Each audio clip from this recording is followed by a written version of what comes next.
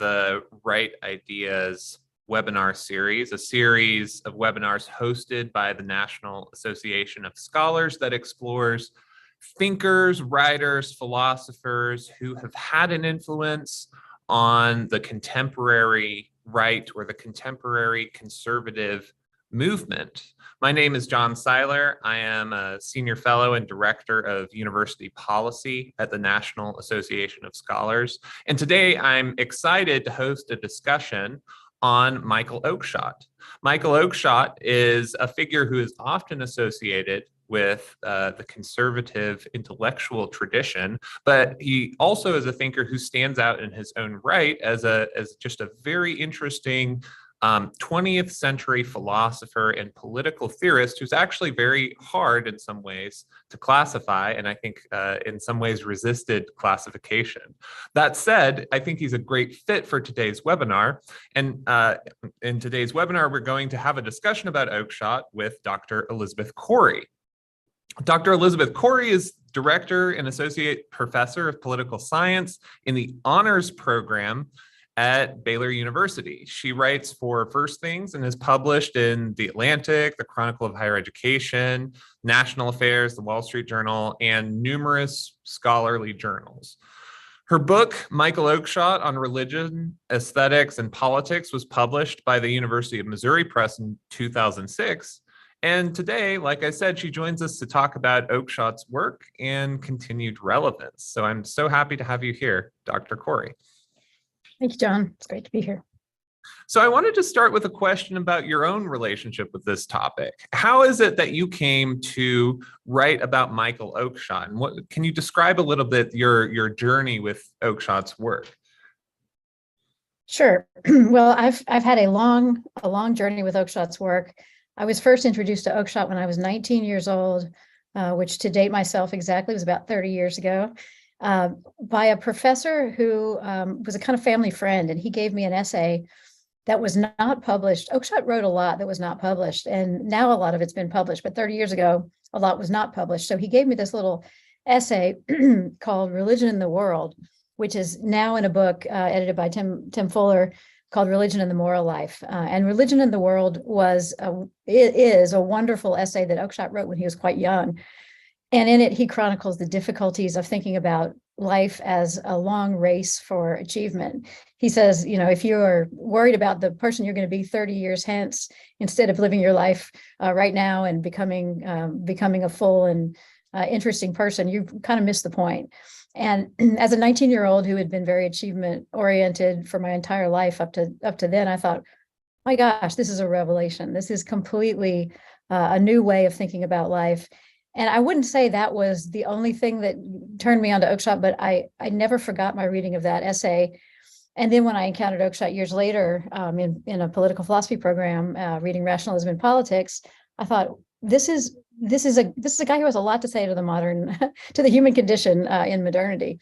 And so I've had a very long, multi-decade now relationship with Oakeshott's work. And what's interesting is that so much of the unpublished is now published, even down to his notebooks, which are incredibly interesting and show his wide range of reading. So there's a lot more of Oakeshott to read now than there was 30 years ago. But I would recommend it to all the listeners in this podcast for sure. Yeah, and it's interesting that it began for you with an essay on the way that push for maximal achievement can distort different parts of one's life and education, because I think that that's actually an underrated issue in contemporary education. Right now, education is a huge national political issue and talking point. And so often we think that the threats to liberal education really come from politicization, which, I'm well convinced that is the case, but, they don't exclusively come from this sort of political pressure, and perhaps, something deeper, there's something deeper there that Oakeshott's pointing to. I would love to get into that a little bit later.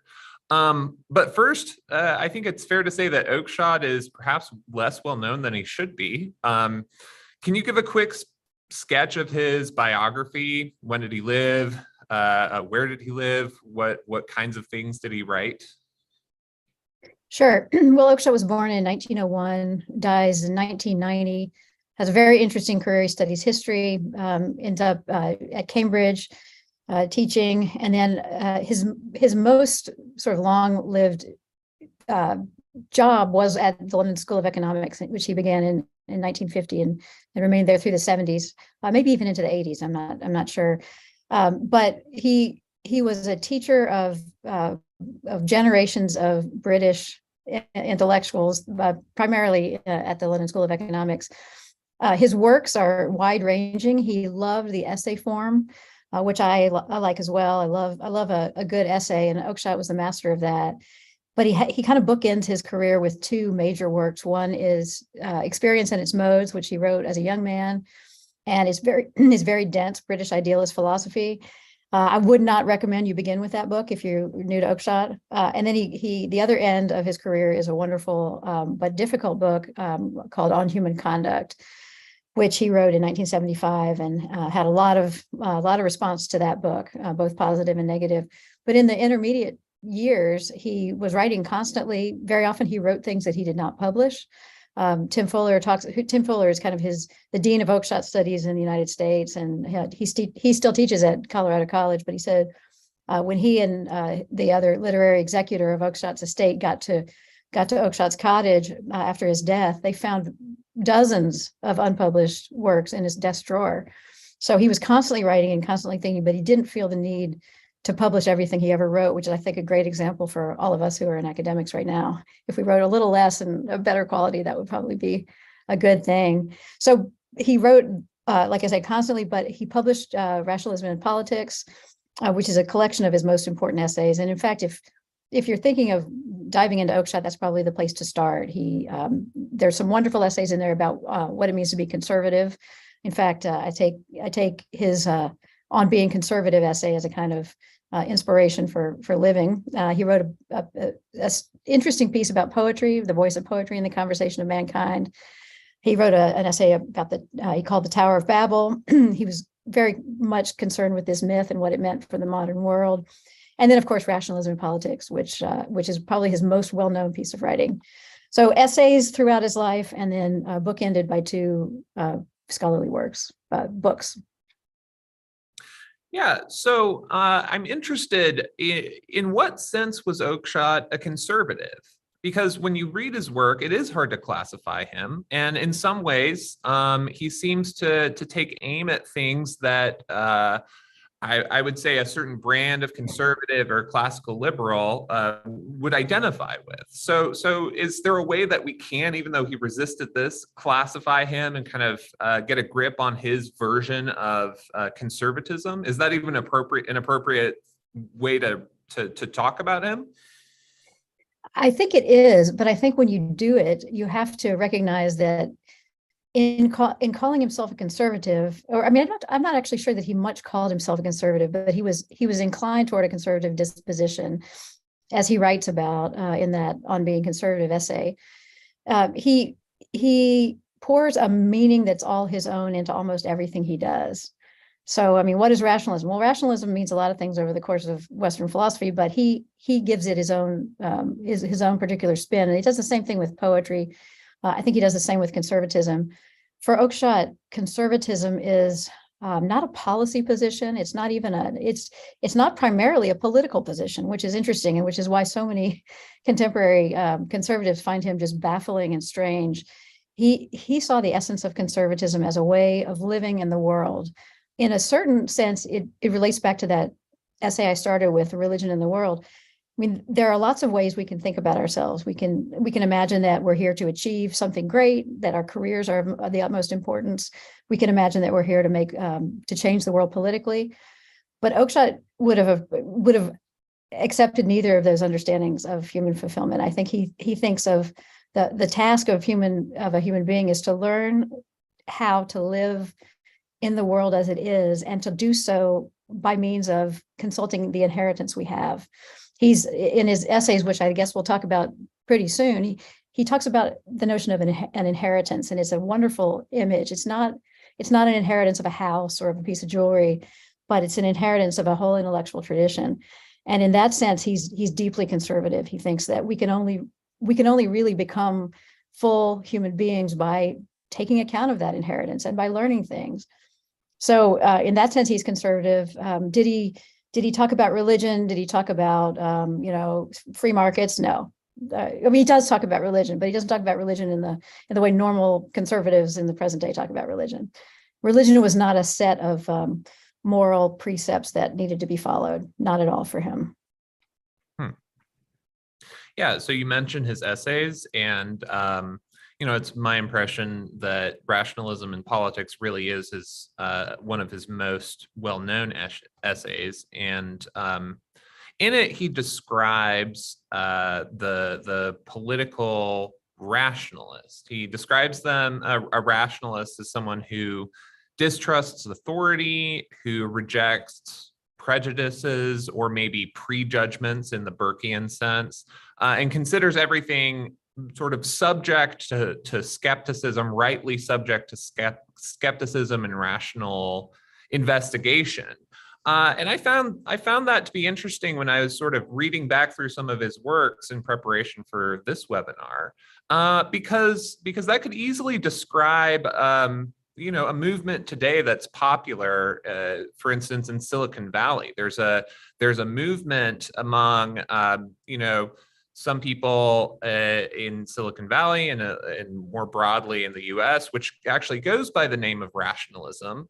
There are rationalist bloggers. People sometimes talk about the rationalist subculture on Twitter. And, often these so-called self-described rationalists would probably embrace some of the tenets that Oakeshott criticizes in his essay, but they also share some insights with, conservatives or classical liberals. This idea that this perhaps emphasis on individualism, for instance.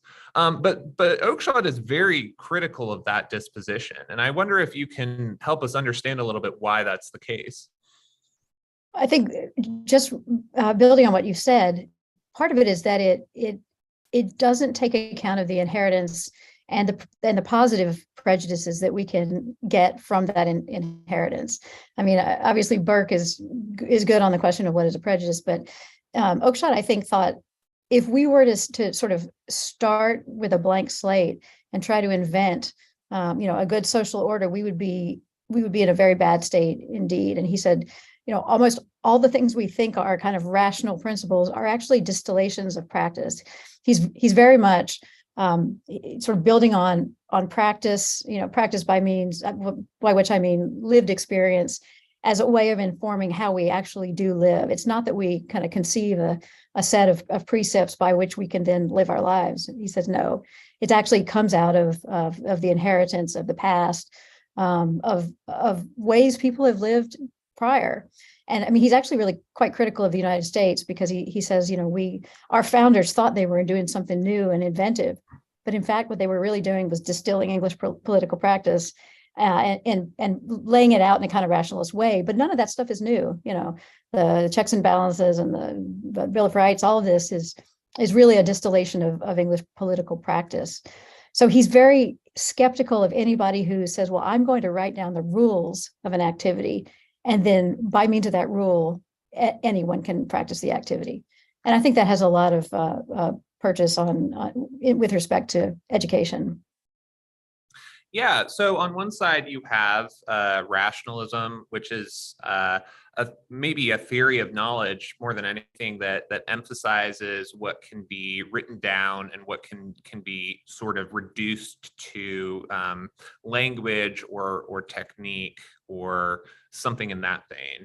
And then it seems like the alternative that Oakeshott highlights is knowledge that comes from an inheritance. But some people might counter and say that, well, the knowledge that comes from an inheritance, that's knowledge that we get from books. That's knowledge that is, perhaps passed down to us that can be useful to us. But is there necessarily a conflict between the knowledge of the past and this idea that we should be kind of thinking about things rationally and trying as much as possible to apply some strong scrutiny to everything that all of the ideas that we use in our thinking about politics and government. Well, that raises an interesting question to me, because I can easily imagine somebody in the modern university looking at Oakeshott's notion of inheritance and say, well, that's exactly what we're trying to get past. I mean, this Western inheritance is really bad. It's shot through with sexism and racism. And the last thing we want to do is take that as our guide. I think Oakeshott would say, well, I mean, I don't know what Oakeshott would say to any of the modern ideologies. I really don't. He died in 1990. It was not that none of this was going on then, but it wasn't at the height it is now. I think he would say, that is all we have. Our tradition is really all we have. And it's not that we cannot reform or change our tradition or even see it critically. We certainly can. It's not as if we take the inheritance and just say, well, that's how things were back then, and we ought to be just like that. But if there are going to be reforms or changes or criticisms, they need to come out of a deep knowledge of that tradition, instead of just coming out of thin air because the current zeitgeist says, sexism is terrible, the past was sexist, let's not study the past. He would find that to be ludicrous. Yeah, so at the end of Rationalism in Politics, Oakeshott warns that society that embraces rationalist politics will end up embracing a kind of exclusively rationalist education. So can you kind of tease out then what the alternative to a rationalist education would be? You say it's based on an inheritance. So on one hand, you have the rationalist education, which is based on kind of explicitly scrutinizing everything and not placing very much emphasis on the past, but also on kind of what can be explicitly known. The idea is that our education is in things that can kind of be reduced to rules, laws, and formulas, whereas that seems to be the very much the opposite of the kind of education in an inheritance. It's not just a matter of different subject matter or different books that ought to be read, but it seems like there's something about education, this non-rationalist education, according to Oakeshott, that actually goes beyond what can be expressed in rules, laws, and formulas, that makes it maybe a little bit more intangible, but also kind of different in kind than the education he's critiquing. I think it's interesting that you asked that question. I am actually at the moment teaching a class that is called "What is Liberal Education?" And just by chance, we happened this morning to read Oakeshott. And the two essays we read were the Idea of the University and Learning and Teaching, which are wonderful essays. But some of my students said, well, I came out of the sciences. I was a biology major. Actually, the one young woman who told me this has left biology to become a liberal arts major. But she said, in the sciences, things are passed down to you in terms of PowerPoint slides, in terms of laws and rules, and it is information given from the mouth of the professor to the notebooks of the students, and then it's expected to be digested and regurgitated on the test. I mean, Oakeshott would have had absolutely no sympathy for this mode of education, just this instructing, giving inert pieces of information to students. That is not at all what we're doing in real education. He has a distinction that I think is really valuable and evocative at the end of Learning and Teaching. He talks about instructing and imparting. And he says, there's one way of education that is more or less practiced in K through 12 education in the United States right now. It's instructing. The instructor gives you bits of information that you need to know, then you take them in, you give them back, and then they're forgotten. But Oakeshott says this other kind of mysterious thing has to do with judgment, and he calls it imparting. And he says this is the heart of education, where students and teacher interact in such a way that what is imparted is not just information, it is a manner of life, a manner of inquiry, a kind of personal style And what is imparted is much more than a subject matter. So an English professor might be teaching to Milton, but you could get knowledge about Milton off the internet. What you're getting from the person himself is the notion that this matters to this person, and that has had an impact on his life, and he wants to share that with you. And I think Oakeshott sees education as deeply personal, and I think there are exceptions to this, of course, but a lot of modern university teaching is not about that, and we lose it to our peril. Yeah, and it's interesting. I wonder if you would apply that as well to the sciences or to disciplines that we might think are more factual. So I think that sometimes we make a distinction between kind of the hard disciplines and the liberal arts and say, well, it's fine to think about, how this sort of intangible quality of judgment when you're talking about learning to appreciate or understand art, or learning to determine what is a good book versus a bad book, perhaps he'd use more refined language than that. But there, a lot of us would say, yes, it's a matter of judgment and not simply something that you can learn from a book. But a lot of people would push back and say, well, biology, physics, isn't that just something that is actually reducible to rules, laws, and formula? I get the impression that he would say even these harder disciplines involve something much more personal. Can you talk a little bit about that? This is something my class has been discussing all semester, and it's the question of can anything, or can any maybe anything, but at least any university subject be taught liberally? And that's I think for the sciences, the answer is absolutely yes. I can't speak to that from experience because I don't think I've taken a science class for since I was in college.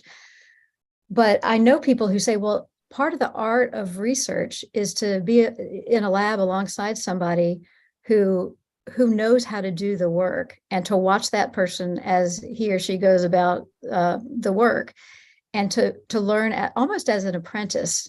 I mean, and that's obvious in certain fields like music. I mean, it's very easy to be an apprentice in music, or in obviously in trades and so on. But even in science, I think it can be there. The problem is, given the sort of economies of scale of the larger university, it's not taught that way for many students. I mean, you kind of have to get into a lab and have a personal relationship with somebody before you can have that kind of experience that I think does come a little more easily to the humanities and certain social sciences. So no, it's not a hard and fast distinction. And this is a good time for me to mention to our audience members that we'll move to a time of Q&A, about 10-15 minutes from now, maybe longer depending on how our conversation goes. But I did notice an audience member's comment that I think is helpful here.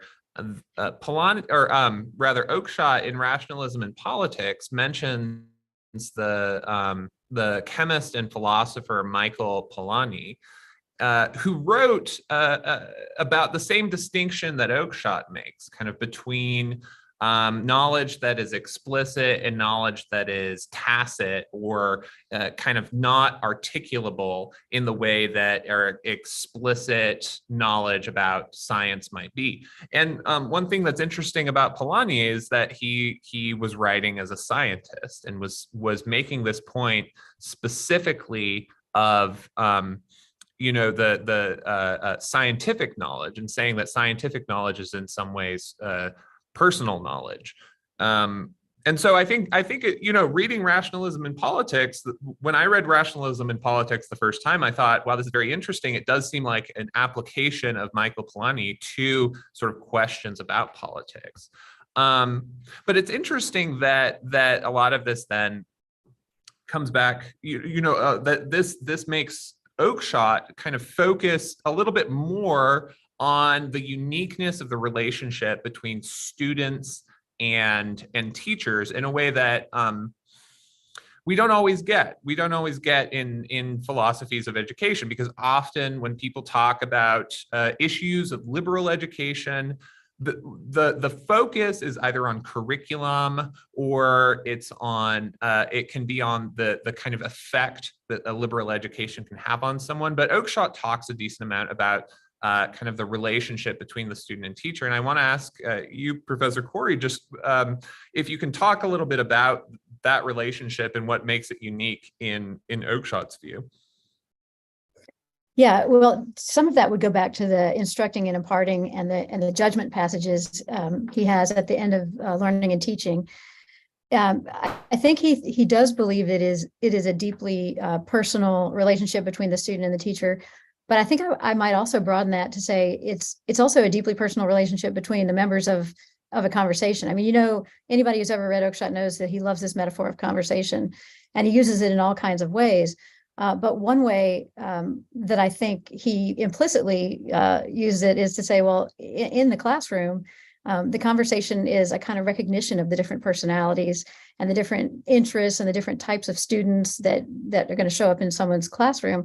I mean, that relationship in a conversation about something of importance to all the participants is another part of the educational endeavor that's really important. And also, that can only happen if the students are free to be able to converse, which means, of course, that you've got to have relatively small classes. So, I mean, I guess what I would want to say here is that all the pressures of the modern sort of industrial university press away from Oakeshott's ideal. And that's a shame to me, because it does tend to overlook the personal element. I mean, perhaps in the United States, we have something closer to Oakeshott's ideal than many other countries, because we have these small liberal arts colleges whose aim is simply to facilitate this conversation. I think a place like St. John's. So I think we do have it. It retains its appeal to many people, but it's hard to scale it in the way that it would be needed if we were to get to everybody. So this, I think that brings up an interesting point, because like I've already mentioned, the question of the role of the university is really hotly debated right now. We have some people who within universities who really equate that purpose with kind of social justice, if not activism, then at least advancing the cause of social justice. Whereas other people, I think more from outside of the university looking in, might say that might really just ask the question, what's the use of the university? And they might focus on kind of the outcomes of a college education. Is it really worth the cost for students? Is it going to generate people who are good workers in the economy? And it seems like you've written about how both of those ideals are certainly functions of the university, but they miss perhaps the main point. So I wonder if you can talk a little bit about your understanding of the role of higher education as it's informed by Oakeshott's work. Well, I want to say maybe I want to say at the outset that I think Oakeshott is a little bit countercultural. What he's describing is intermittently taken up, and it is, as I said before, taken up by relatively small groups.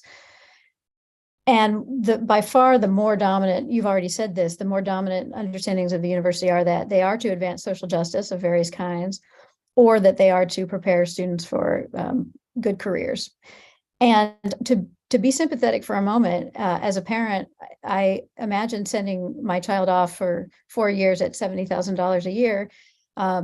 And you can understand why parents want kind of a deliverable. You want something that, once the child is through, he or she is able to get a good job, and so on and so forth.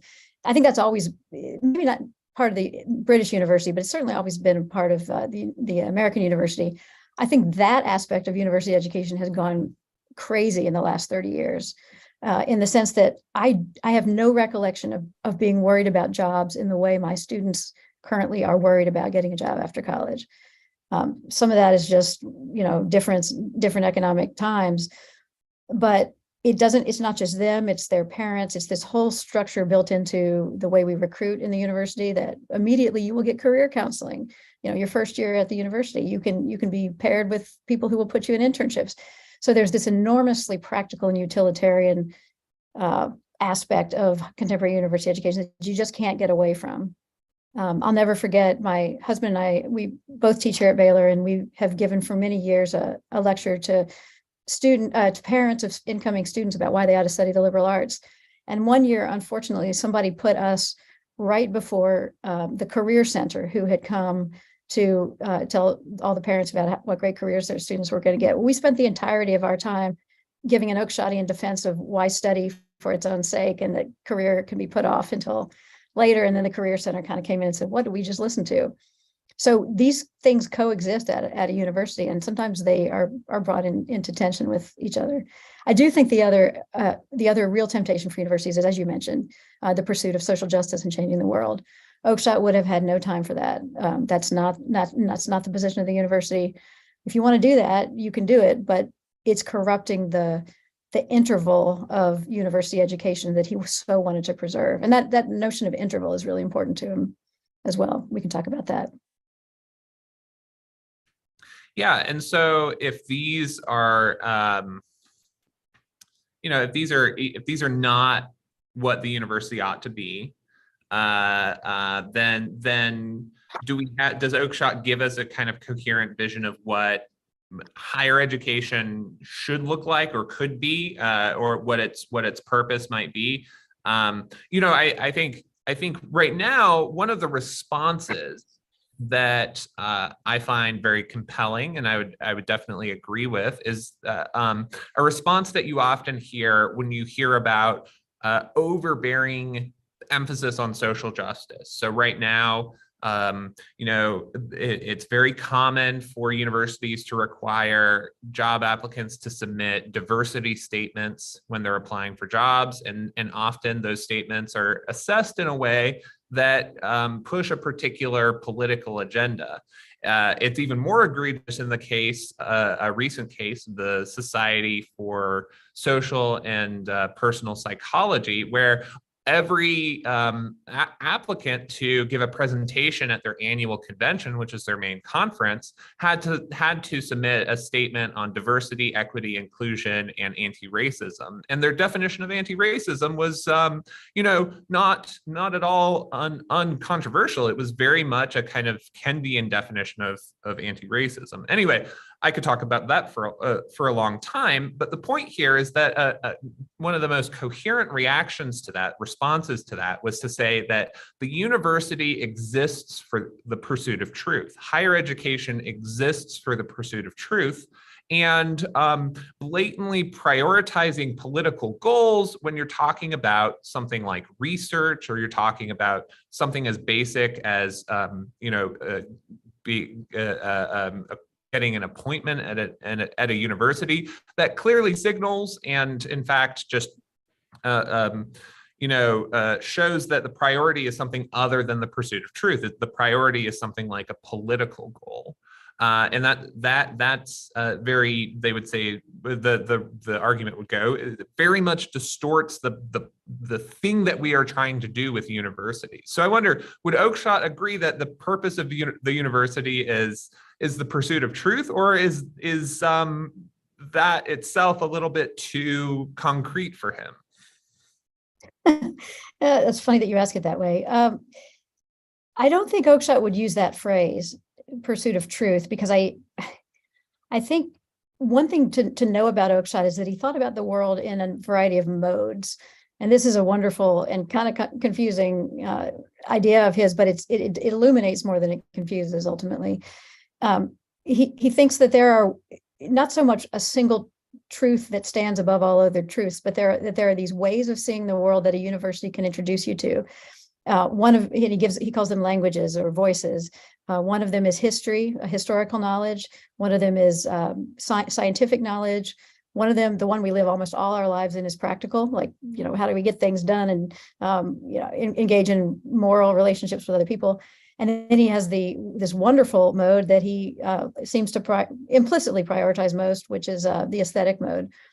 And there's a way in which all these modes get at different understandings of the same thing. An example I always use is to imagine a water bottle, and how do you think about a water bottle? Well, it can be historical. You can imagine it's the modern version of the Thracian drinking horn, or you can see it scientifically. It's polymers, and it's chemicals made into this thing that we use. Practically, of course, it's something to bring water to our mouths. And finally, aesthetically, we could. This is not a particularly beautiful bottle, but you can imagine somebody saying, it's luminescent and it's got curvy lines that are pleasing to the eye. So what Oakeshott is saying there are all sorts of ways we can view the same reality, and coming to clarity about those from the perspective of those modes is an exercise that's worth doing on its own. And it's especially, I think, interesting to think about that in terms of moral relationships, because we could think of friendship, for example, and this recalls Aristotle. Friendship is this thing we engage in for pleasure, or it's for the goods that someone else can give us. But ultimately, friendship, understood quasi-aesthetically, is for its own sake. And Oakeshott's very keen on things for their own sake. So all that is to say, I don't think he would say that the university exists for the pursuit of truth in the way that contemporary conservatives do. And I don't blame them for saying it. I also think he would say the university exists as a way of making, he wouldn't use the word soul even, but he would say for coming to understand oneself more fully. And that's a lifelong process. Seeing yourself in the reflection of your inheritance can get you some way toward a satisfactory self-understanding. Yeah, so I wanted to ask basically precisely about the last thing that you said. How is it that, this inheritance that Oakeshott discusses in various places help us understand ourselves? Because it's interesting, the emphasis on understanding, arriving at self-understanding really runs against some conceptions of the university and of liberal education that are in vogue among those who defend the traditional university, or the university against this onslaught of kind of politicization. They'll say that no, higher education ought to be in some ways, to even use your term, disinterested. So it shouldn't involve this emphasis on, to use the language of kind of a more social justice language, it shouldn't emphasize lived experience, and it should, to some people, they would say, be more detached. But it seems like Oakeshott says that this engagement with our inheritance is actually itself deeply personal in a way that might even bridge the gap between the way that two very different parties look at education. Well, that there's so much in what you say there. Let me take the question of disinterest, which I think is really interesting, because the notion of disinterest, as I understand it, is that we are capable of studying things that have no particular bearing on our personal lives. For example, I study Renaissance art history. I'm studying Renaissance art history right now with a class.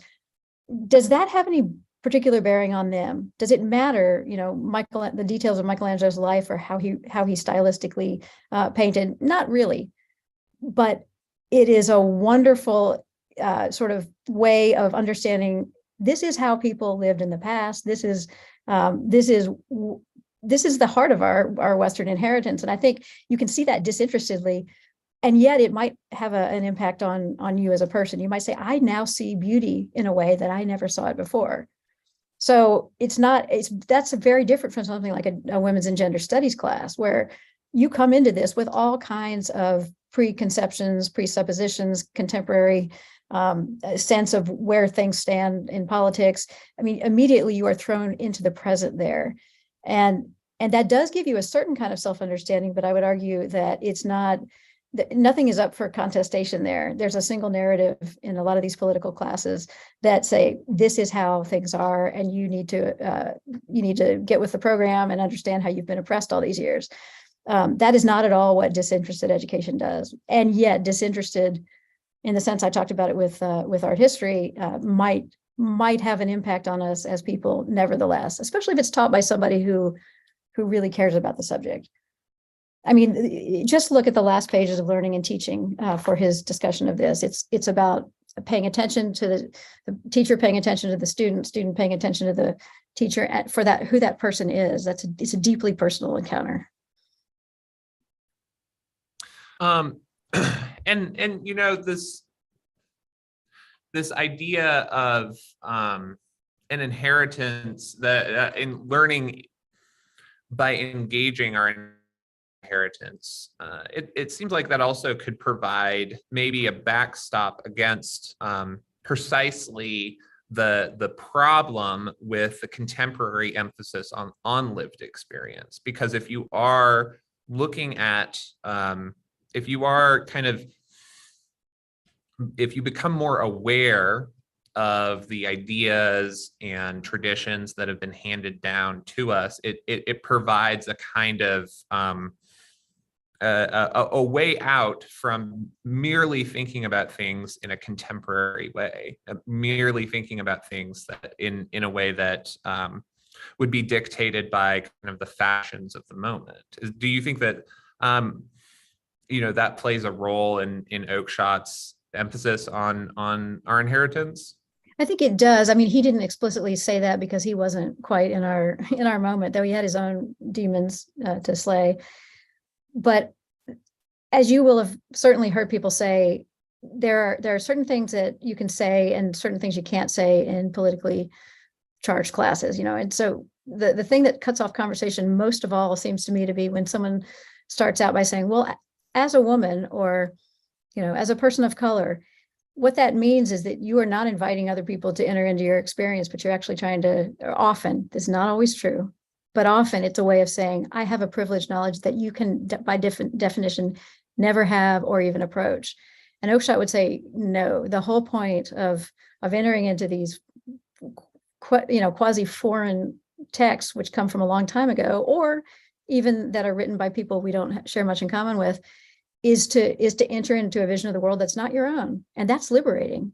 I mean, that's directly counter to the contemporary social justice, which is, you have to have had the lived experience in order to understand it. And I personally reject that, and I'm pretty sure Oakeshott would too.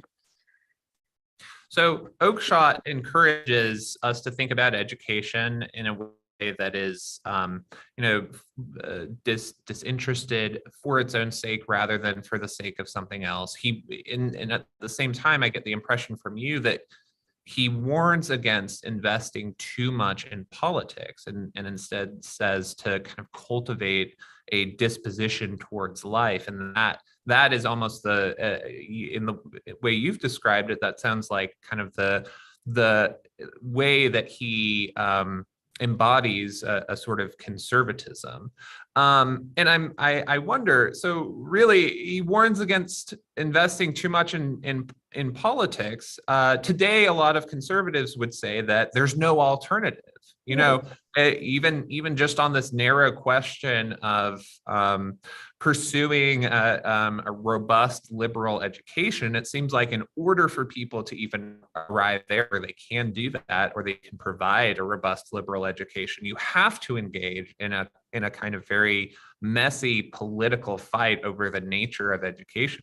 So I wonder, is that just a tension within Oakeshott's work, or does he provide a way for us to still think about preserving institutions, engaging in the messiness of politics, while still maintaining kind of this posture that is other than the temptation to simply engage in the same kind of political activism that he seems to that seems to characterize, for instance, contemporary social justice advocates, and in a lot of other ways characterize things that Oakeshott seems to just not like in 20th century 20th century politics. Oakeshott has a wonderful little essay also in Religion, Politics, and the Moral Life. It's a collection of his early essays called The Claims of Politics. And it is a kind of exhortation to people not to put too much emphasis and importance in politics. I mean, he's a political philosopher who really doesn't love politics all that much, though. I mean, he recognizes its absolute importance. I mean, he sees that only with a legitimate political order can we engage in all the things that are important. But what he is cautioning against is the idea that people had in his day, and even perhaps more so in our day, that everything is politics, and that we have to have these fights all the time. I mean, I guess my response, and I suspect Oakeshott's response maybe as well, would be that when a fight comes to you, you have it. I mean, you don't shy away from defending the things you know to be good and right, and sometimes that is engaging in fighting. But for many of us, the preservation of things already existing is of greater importance. That's how I see myself as a teacher in a university. I mean, there are lots of things to be written and said, and political fights to be had, but my job is not to necessarily do that as a first order of priority, but rather to do what he's saying. And to the extent I think that more people can be brought into that, oh my gosh, this is wonderful, I had no idea that liberal education could be like this. That's a more important job than the political fights. Though even as you say, John, those fights aren't going to go away, and to some extent they have to be had. So I think, yeah, I mean, I hate the word tension, but I think it's the right one here, that it's going to be a continuing tension. So I want to remind audience members, in just a moment, I will be getting to your questions. So if anyone has a question, please go ahead and put it in the Q&A box. It seems sometimes I can miss things that go into the chat box. So Q&A box is better, but I'll try to get to as many questions as I can. But I think I will end my own questions for now, at least, with maybe a question about what comes after a political fight. So, and this is perhaps more practical on the more practical side, but the right now, one avenue for reforming higher education has been pursued through creating new schools of civic education or liberal education, especially within public universities. So this has happened to one extent or another at places like UNC Chapel Hill, the University of Florida, UT Austin. And when it's articulated, the goal of these schools seems to be something like this, that there is a fundamental part of higher education that is missing, and that there's nothing keeping our public universities from providing something like a liberal education.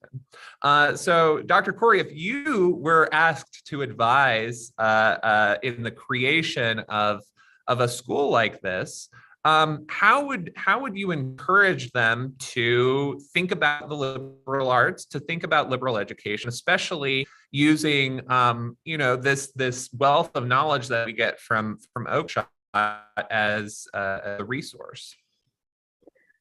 Well, that's a great question. I think that's a question that's going to face a lot of the people who take up the leadership of these places. I know there's a new initiative at University of Tennessee. There's one, as you said, there's in Florida, and obviously Arizona State University has done a great job with this under Paul Carisi, who's an Oakeshottian in a certain way himself. But I think it is. I think the advice I would give is, don't politicize it on the other side. I mean, don't say, well, at some of these schools, there's so much of this leftist propaganda. Let's go hard the other way. Let's be conservative at these schools. I mean, Oakeshott, I mean, yes, he's conservative in this sort of unusual way, but what he's most of all concerned with is coming to terms with the full human condition, and that's in our day. If we study contemporary politics, we're going to be led into questions of left and right, and techniques, and all sorts of things having to do with contemporary activism. I would encourage people setting up new institutions to not go hard to the right, but actually try to preserve to whatever extent they can, or create to whatever the extent they can, this vision that Oakeshott has, which does rely on the notion of an interval. I mean, it's hard to imagine going to school and setting aside all your worries about career in politics. Nobody does that. Whatever happens, you're always kind of thinking about those things in the background. But Oakeshott says, look, if there's any time in your life that you could afford to set aside those concerns, because they're going to come back at you really hard once you're out of college, it would be these years. And if you can preserve any little bit of that for students, whether it's a class or a set of classes, I think that's the heart of the liberal education, because it's an escape. It's a liberation. It's a getting out of the ordinary practical world into something that's frankly much more beautiful. Okay. Thank you for that answer. I think it's great to kind of take the insights that we get from these thinkers and apply and have the opportunity to apply them to contemporary, very, very contemporary questions and issues. And that seems to be more and more an option, something that we can and should do regarding higher education. We have a handful of audience questions, so I think we should go ahead and turn to those. One audience member asks, did Oakeshott offer explicitly or implicitly an account of what he thought history is or could be? I know this is a kind of a broad question, but we'll go ahead and begin with this one. Yeah, that's a hard question. And to be honest with you, I haven't read Oakeshott's historical work for a very, very long time, so I'm probably not a good person to answer that. I will say that he was trained as a historian in his youth, and he had a very interesting vision of what historical education was. This will not surprise anybody who knows Oakeshott. It was not gleaning from the past historical lessons to be applied to the future. It was rather a kind of engagement in history as an explanatory process. I mean, or not even process, an explanatory undertaking, that what you were after in history was simply to understand the past. And would that have implications for the future? Well, of course it probably would, but we're not trying to, what's the Santayana quote? He's always quoted for, he who does not understand the past is doomed to repeat it. That would have been very much anathema to Oakeshott's understanding of history. So I don't know that there are other historians who are that explicit in detaching history from anything practical, but Oakeshott was. That's a very inadequate answer, but go read him on history. He's excellent. Okay, another reader asked, or another rather audience member asks, clearly there's a difference between political conservatism and what we might call philosophical conservatism. So how can Oakeshott help political conservatives think more philosophically? And they add, or can he? Or can he? That's a really great question.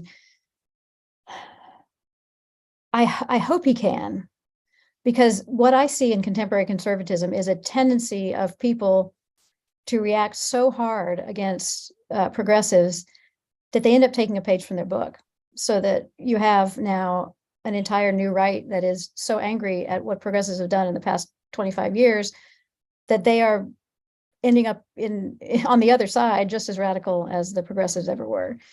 And that's not a philosophical, to my mind, that's certainly not an Oakeshottian philosophical way of approaching politics. I think the major lesson contemporary conservatives could learn is that there is more to life than politics.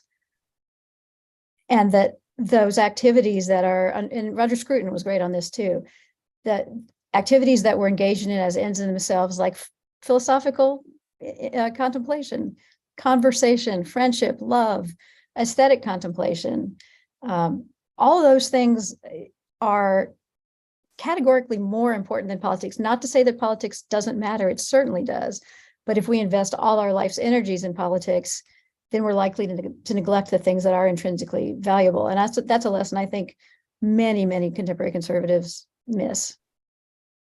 You mentioned Roger Scruton. One audience member comments and asks, you wrote about the connection between art and politics and Oakeshott. This is, I think, crucial in the British conservative tradition. And the reader whose name, sorry, I lost the comment for a second.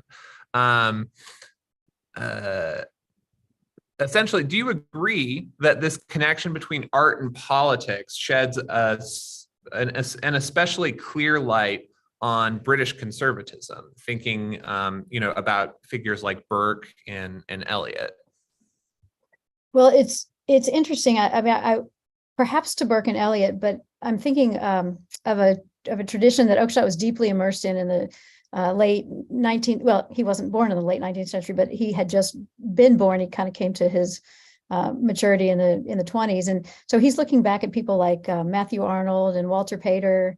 And there's this one very interesting, quirky writer by the name of John Cowper Powys, who wrote a lot of novels, but also wrote philosophy. And he's steeped in the works of those men who are thinking about life aesthetically. So I think perhaps Burke, and perhaps Eliot, though I'm not sure, but certainly this sort of late 19th century romanticism, where all of life is aesthetic, not just conservatism, but there's a notion that things that are engaged in as ends in themselves are superior to those that are instrumental. And I think that is absolutely foundational to Oakeshott's thinking. And I think it sort of perennially needs to be brought back to our attention because we're so practical. Okay, so another audience member asks what I think is a great question, and I think unfortunately we're coming to a close on our time here today. But I can explain to everyone what you can do if you want to continue the conversation afterwards. So I'm going to ask this question, and then we'll wrap up, and I can give you a little summary of how to continue engaging on this topic. But our commenter asks if you can be invited to describe some Oakeshottian aspects of your own approach to teaching. They say they'd be especially interested to hear about how it can be done, especially when one's classes are fairly large and it's impossible to get to know each student individually. That is a tough question when your classes are large. There's a way in which this could be taken to a point where you never do anything but teach and meet with students, because I think that's the heart of it. I think the conversations you have one-on-one and in class with students whom you come to know are the most life-changing for the students. And they're the things they're going to take away from their experience in college. I don't know that you can do it with large classes. I mean, the very notion, I think Oakeshott did it by lecturing. I mean, he obviously lectured at the London School of Economics, but then I'm told that he would, go out to the bars afterwards and talk for hours with his students. He truly was a conversationalist of the first and of the highest order. And I don't think there's really any replacement for that, because what Oakeshott emphasizes and what I try to do in my own classes is to know the students, not just as, students in my class, but as individuals. And that is hard to do, and it's time intensive. But when it works well, for instance, in the seminar class I told you I was teaching this semester, as I read things, I know who in the class is going to object to certain parts of the reading. Like I say, oh, so-and-so is going to hate this, or this is exactly what so-and-so was arguing in class the other day. That can only be done on a small scale. Now, I mean, one way of creating it is to invite students over to your house, meet them for coffee elsewhere, have little reading groups. All that's super time intensive, and the university often doesn't reward it. They want published research in peer-reviewed journals, and that's so there are these. I hate to use the word again, but these tensions about teaching and research, but it really is this personal kind of coming to know the students. Well, thank you. That was a delightful answer, and I've really enjoyed this whole discussion. So I want to say, as we close, thank you so much to our audience members today. We've had a very vibrant, I would say, set of questions and comments in the chat and in the Q&A section, far beyond what we've been able to address in our short time here. So I want to give some brief instructions for how we can continue to have this conversation. If you have questions or comments on this discussion today, please go ahead and shoot those questions in an email to me. My email address is Sailer, Sailer, @nas.org, and I can pass those questions and comments along to you. So That said, I would encourage everyone to continue to keep an eye out for more Right Ideas webinars and Right Ideas interviews. We want to explore these kinds of questions. As an organization, the National Association of Scholars, we shine a light on a lot of the issues currently existing in higher education, but we also want to help provide a vision for what higher education could be, and to provide some of the things that not everybody's able to get in the university today. For instance, very interesting, engaging discussions on Michael Oakeshott.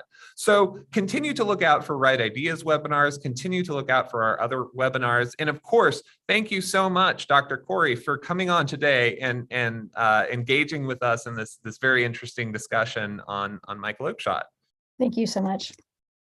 All right. With that, we can close out. I hope everyone has a wonderful day.